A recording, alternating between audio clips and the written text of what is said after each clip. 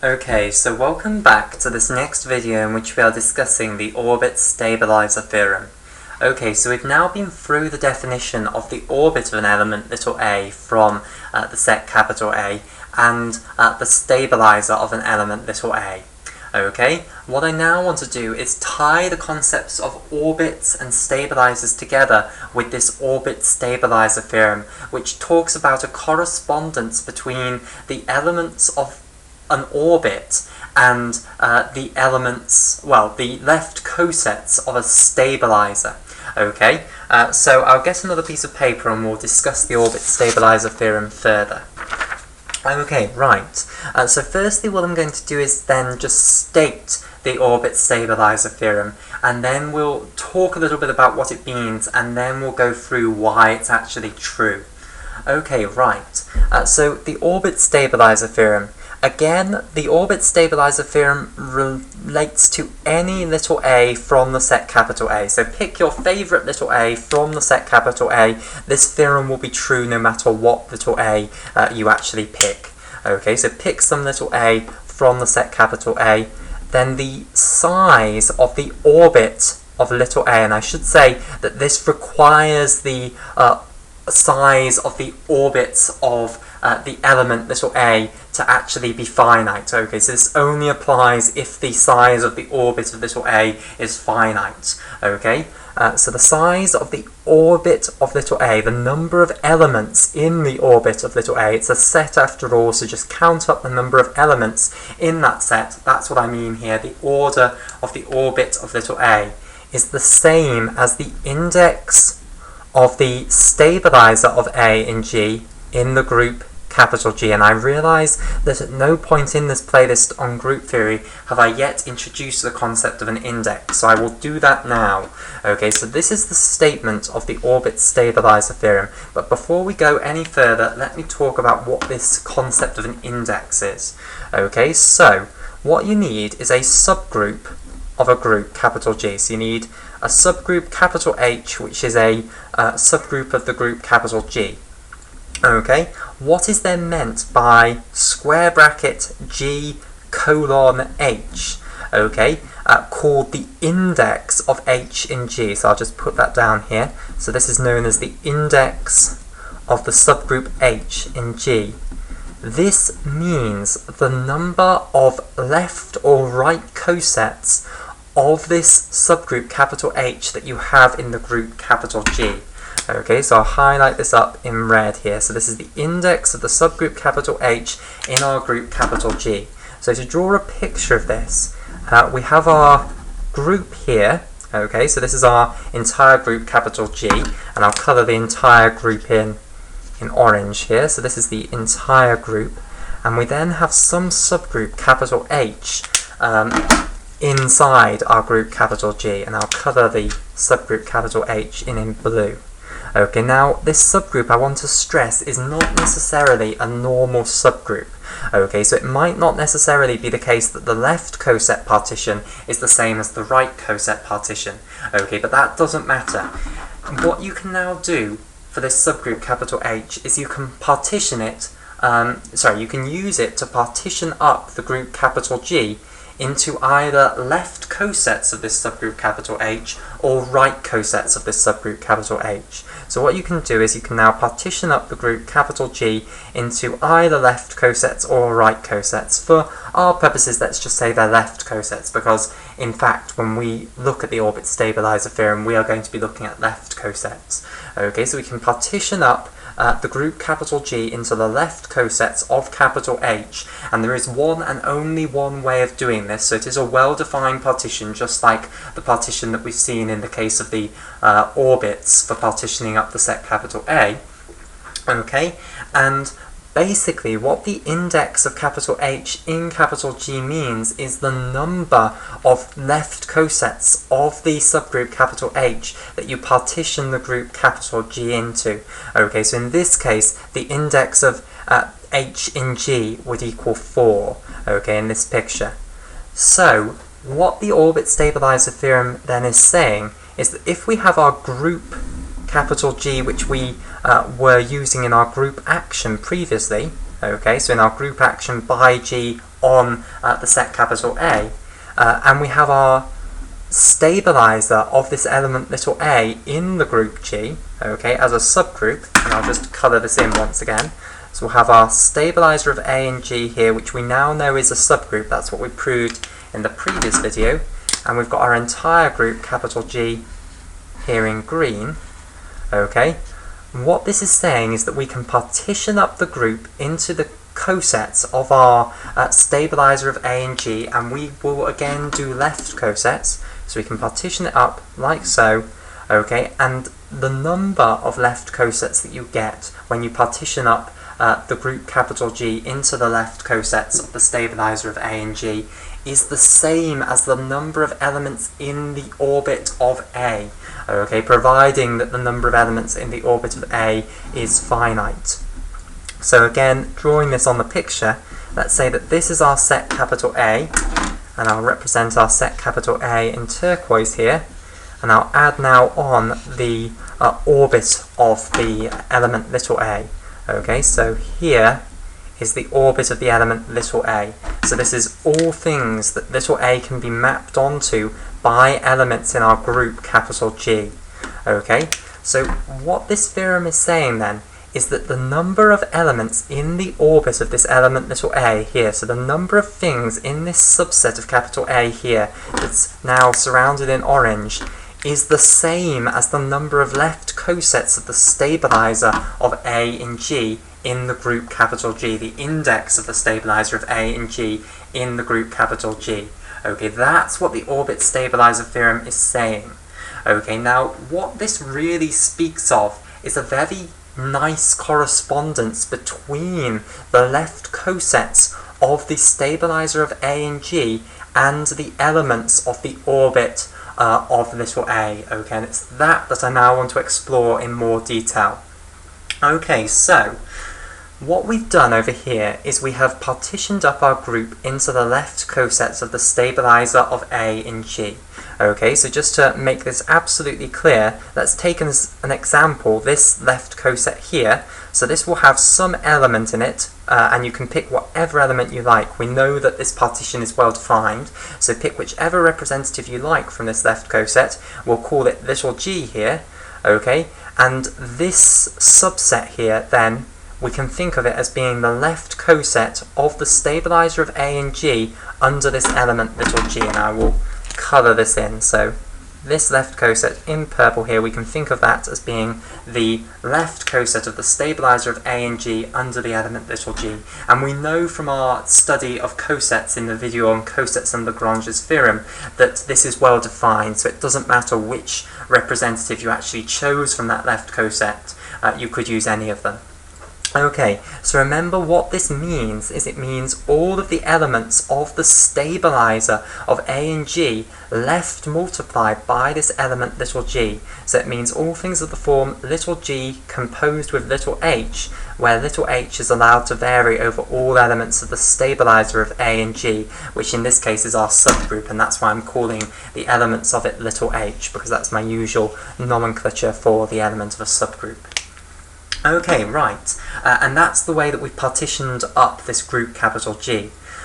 Okay, so to explore this correspondence then between the left cosets of the stabilizer of A and G and the elements of the orbit of little a, what I want to do is consider what all of the elements in this left coset of the stabilizer of A and G actually are going to send little a onto when they act on it, okay, and this is going to allow us to arrive at this, okay, so even if you can't see where this is heading at the moment, just follow it along and you will see where we are going. Okay, so what we're going to ask is, if we look at the elements in this left coset of the stabilizer of A and G, and we've picked an arbitrary left coset here, okay, we've just picked a random one here. Okay, so this is truly arbitrary, you could have picked any of these. Okay, we want to ask, what do the elements of this left coset of the stabilizer of A and G actually do when they act on this element little a? And what we're going to see is that they all do exactly the same thing. Okay, so let's start off with this element little g here. okay, which is the representative that we chose to use to generate the entire left coset of the stabilizer of A and G. Okay, let's consider what it will do to little a. Well, it will send it onto some element little g dot little a, which will be some element within the orbit of little a. Okay, and let's say it's that element there. So I'll colour this in blue. So here is the element that element of the group little g would send little a onto when it acts on it. Now let's consider what any other element of this left coset of the stabilizer of A and G under little g would actually do when it acts on little a. So let's take another arbitrary element of this left coset of the stabilizer of A and G under little g. Now what does that look like? Well, that looks like something of the form little g composed with little h, because that's the form that all things in this left coset of the stabilizer of A and G under little g look like. So I'm taking some arbitrary other element from this left coset, which I'll call little g composed with little h, where little h is some element of the stabilizer of A in G. Okay? And I'm going to now ask what happens if I act this on the element little a. So what happens if I consider what is gh dot a? Okay, what element is this in the orbit of little a? Well, what we can now do is apply the first axiom of group actions to turn this into g dot h dot a. Okay, and now why is that beautiful? Why is that lovely? Okay, because now what I can do is I can say, okay, little h dot a, what do I know that is equal to? Little h is some element of the stabilizer of A and G.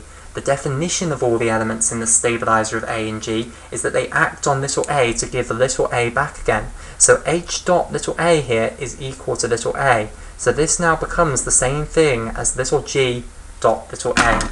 So what I've just shown you is that you can take any element of this left coset of the stabilizer of A and G and act it on little a, and it will send it onto the exact same answer in the orbit of A. It'll send it onto this thing over here, what one representative sent it onto. Okay? So if you want to know what any of the elements in any one of these left cosets sends little a onto, just pick one representative from that left coset, act it on little a, and all of the others in that left coset send it onto the exact same thing. Okay, so now we're starting to see why there might be a correspondence between the elements in the orbit of little a and the left cosets of the stabilizer of A and G. There's one more thing that we need to make sure of before we can absolutely conclude that there's this one-to-one correspondence, okay? And that is that elements in different left cosets do not send little a onto the same thing. So now what I want to do is take some other left coset here, take some other element in a different left coset. So let's take g bar over here, which is in a different left coset of the stabilizer of A and G to this element little g. Okay, so I'll highlight this in orange here. So I've got another left coset of the stabilizer of A and G here that has an element in. Okay, and I want to prove that these two elements, g and g bar, cannot possibly act on little a to send it onto the same element in the orbit of little a. Okay, so I want to prove that if these two elements are not in the same left coset as one another, then they cannot act on little a to send it onto the same thing. Okay, right, so how am I going to do this? Well, I'm going to do it by proof by contradiction. Okay, so I'm going to assume that I have these two elements, g and g bar, that are in different left cosets of the stabilizer of A and G. That's my initial assumption. Okay, so I might even try and write that out. G and g bar in different left cosets. Okay, so I'll just put L cosets for left cosets. Okay, so that's my initial assumption, and I'm now going to do a proof by contradiction. Okay, so I'm going to now assume the, I'm going to assume the exact opposite of what I want to prove, and what I want to prove is that these two things cannot possibly act on little a to send it onto the same element in the orbit of little a. Okay, so now I'm going to assume the exact opposite, so I'm going to say, okay, let's say that they do act on little a to give the same element in the orbit of little a. So let's say that g dot a is equal to g bar dot a. Okay, and now what I'm going to do is use this to disprove this. Okay, so if this was true, this couldn't possibly be true, because if this was true, it would disprove this being true. Okay, so we'd arrive at a contradiction. Okay, right. So how am I going to do this then? Well, if I've now said that this is true, then these are just two elements of the set A that are now the same element. So if this is true, what I can do is I can act G inverse on both sides. So I can say, let's do G inverse dot G dot A, and I can do G inverse dot G bar dot A. That is perfectly valid to do because I've assumed that these two things are exactly the same in the set capital A, so I can absolutely act G inverse on those elements of the set A, and I should get the exact same thing. So if this is true, this should be true as well. Okay, then I can just use the first axiom of group theory then to say that I can rewrite these, sorry, not the first axiom of group theory, the first axiom of group actions, to rewrite these as G inverse composed with G dot A, so that's how I can rewrite the left-hand side, and I can now rewrite the right-hand side as G inverse composed with G bar dot A. Okay, so that's just the first axiom of group theory. Okay, and these two things should still be equal to each other. Okay, so I've just used the first axiom of group theory. That's a perfectly valid maneuver as well. Now what I can do is combine these two together to get the identity here. The identity dot A will just equal little a. Okay, so that's absolutely fine. And on the other side, what I now have is G inverse composed with G bar dot A. Now what does that mean? So I've taken these two elements, G inverse and G bar, I've composed them together, and whatever that answer is, it's acting on little a to give little a back again. Now what does that tell us about G inverse composed with G bar? Well, it tells us that it's an element of the stabilizer of A and G. Okay, because that's the very definition of the stabilizer of A and G. The elements in the stabilizer of A and G act on little a to give little a back again. So now what I can say is that little G inverse composed with little G bar is an element of the stabilizer of A and G. So I can say that little G inverse composed with little G bar is equal to some little h, where little h is an element of the stabilizer of A and G. Okay, and now all I need to do then is just compose both sides with little g. Okay, and then what I'll get is little g composed with little G inverse composed with little G bar is equal to little g composed with little h. Combine these two together, because of course associativity of group composition is true, so I can just associate these two together. It doesn't matter where I put the brackets. And then what I'll get on this side is just G bar. So I now have that G bar is equal to little g composed with little h. Now why is that a contradiction? Well, I claim that that contradicts our initial assumption in green there. Okay, so try and get those to be consistent with each other. It doesn't work, basically. This one is not consistent with this. Okay, because this says that little g bar is in the left coset of the stabilizer of A and G under little g rather. Okay, so this shows that little g bar is in the left coset of the stabilizer of A and G under the element little g, because this is some element of the stabilizer of A and G, and we're just left multiplying it now by the element little g. Okay, so that proves that little g bar was in the same left coset as little g, okay, which contradicts this initial assumption that they were in different left cosets. So what we've just proven is that if you have two elements of the group that are in different left cosets of the stabilizer of A and G, then they must send little a onto a different element of the orbit of little a. Okay, so why does that now give us a complete understanding of why the orbit stabilizer theorem is true, this statement up here?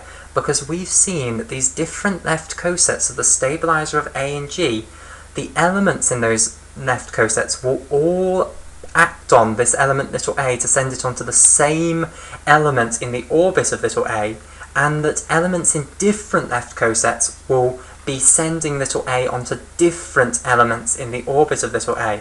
So what we can do basically is we can correspond each of these left cosets of the stabilizer of A and G to one and only one element of the orbit of A. So there is an absolute correspondence between the left cosets of the stabilizer of A and G and the elements of the orbit of little a. And the way that you quite simply do this is you would send each left coset of the stabilizer of A and G onto the element in the orbit of A, which the elements in that left coset acting on little a would send it onto, basically.